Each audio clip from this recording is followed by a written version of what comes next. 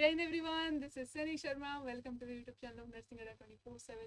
आपका बहुत बहुत स्वागत है। जल्दी से भी सभी बच्चे आ जाओ सेशन के लिए। और जो आते जा रहे हैं, सबसे पहला काम जो आपको करना होता है,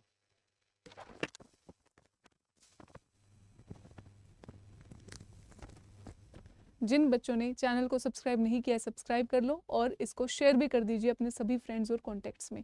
आई होप आपको ऑडियो वीडियो सबको क्लियर है। इस सेशन के अंदर हम एक बहुत महत्वपूर्ण टॉपिक के बारे में डिस्कस करने वाले हैं। अभी हाल ही में आपका एक एग्ज़ाम कंडक्ट हुआ था एम्स सीआरई के अंडर। ठीक है, सीआरई का आपका एग्ज़ाम था जो वेरियस पोस्ट के लिए आपके एग्ज़ाम्स जो हैं जिसमें कंडक्ट करवाए गए थे। ठीक है, नर्सिंग ऑफिसर का, आपका सीनियर नर्सिंग ऑफिसर का, पब्लिक हेल्थ नर्स, ये सारे एग्ज़ाम्स आपके इनमें शामिल थे। और एग्ज़ाम पैटर्न को जब देखा गया तो काफ़ी सारे बच्चों को एक धक्का सा लगा। ठीक है, और अभी जो है रिज़ल्ट भी उसका जारी हो चुका है, आपका लिस्ट आ चुकी है। बहुत सारे बच्चे ऐसे होंगे जिनका लिस्ट में नाम नहीं आ पाया है।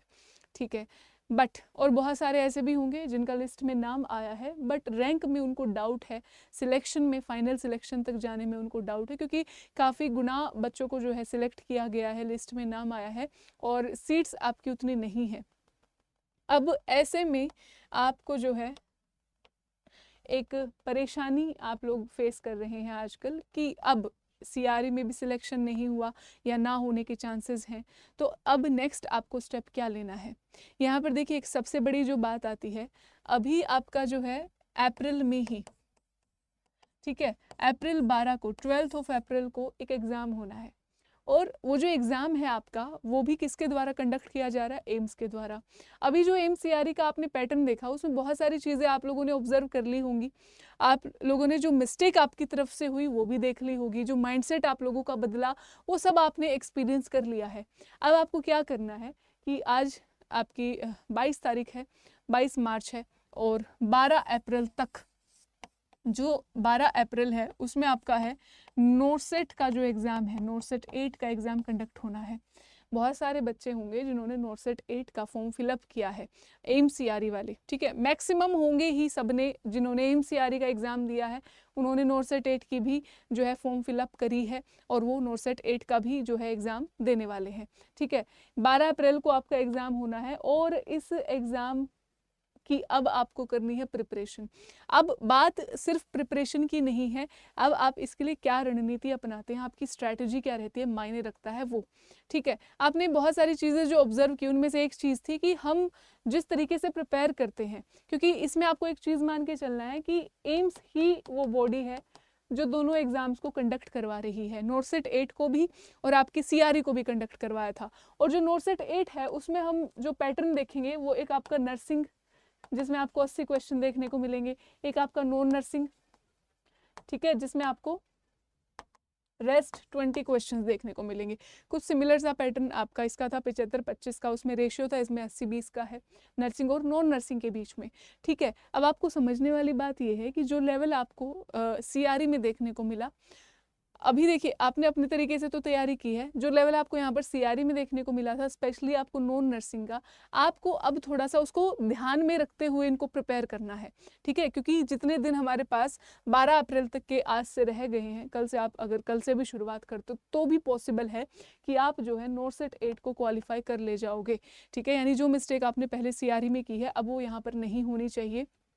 अच्छे से आपको जो है प्रिपेयर करना है दोनों ही पोर्शंस को। अब प्रिपेयर कैसे करना है, उसमें सबसे बड़ी चीज़ आपको अब क्या करनी है, जो आप थ्योरी पढ़ रहे हैं उसको बिल्कुल डीप और बेसिक, ठीक है, डेप्थ में थोड़ा सा जाओ और बेसिक क्लियर रखो अपने उससे रिलेटेड। ठीक है, जो भी जितने भी हर टॉपिक आप जो पढ़ रहे हो ना, उसमें आपको बेसिक्स क्लियर होने चाहिए, कॉन्सेप्ट क्लैरिटी होनी चाहिए और डेप्थ में थोड़ा सा जाके उसको पढ़ना है।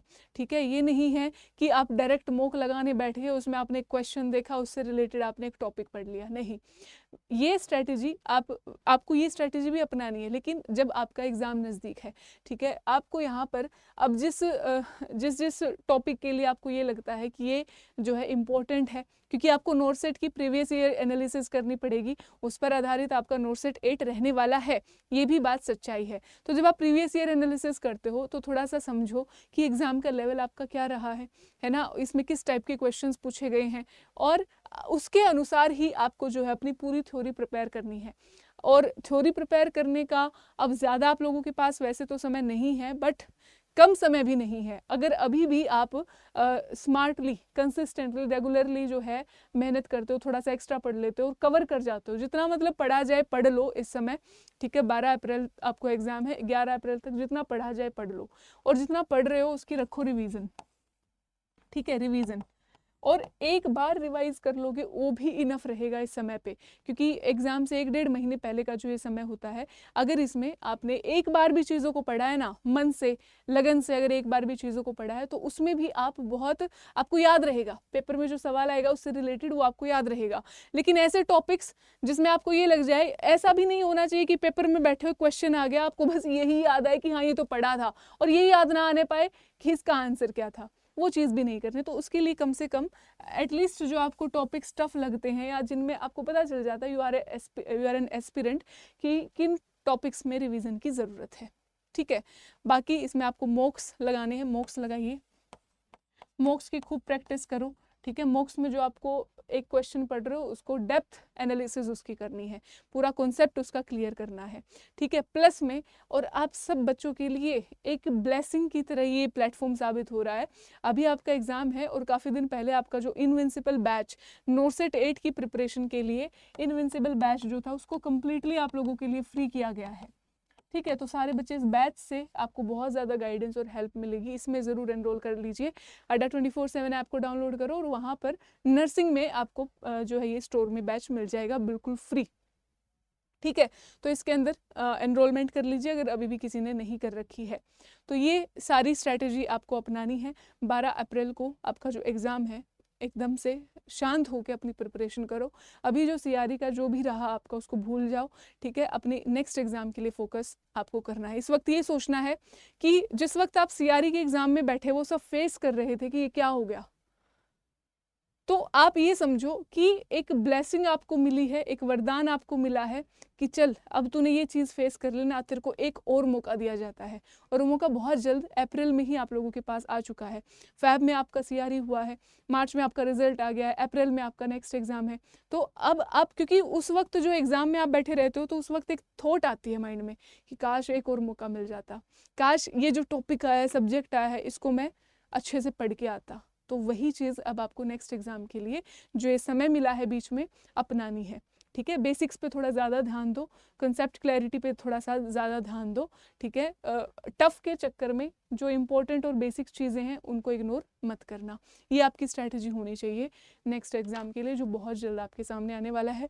इससे जुड़ी कोई भी अपडेट और बहुत सारे आगे गाइडेंस जो है आपको समय समय पर मिलती रहेगी।